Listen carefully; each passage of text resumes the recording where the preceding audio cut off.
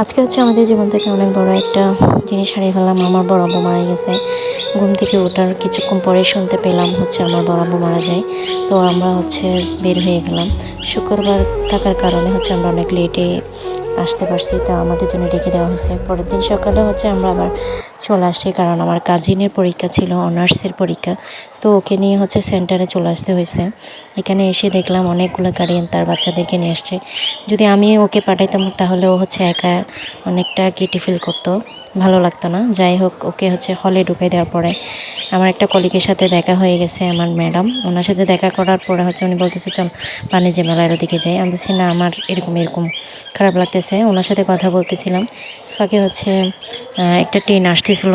তো আমি হচ্ছে ক্যামেরা বন্দি করার জন্য একটু ভিডিও করে নিলাম। এদিক দিয়ে হচ্ছে আমার মন খারাপ ছিল অনেক প্রচুর, কারণ আব্বুকে হচ্ছে বাড়িতে কবরে শুয়ে দিয়ে আসছি, তারপর হচ্ছে আবার এখানে এসে। যাই হোক, 1 ঘন্টা পর পরীক্ষা হল থেকে বের হয়ে আমরা জ্যামের মধ্যে আটকে পড়ছি। কি পরিমাণ যে স্টুডেন্ট ছিল! বাসায় এসে কিছু ছিল না, মাছ ভাজা আর ডিমটাই ভেজে দুজনে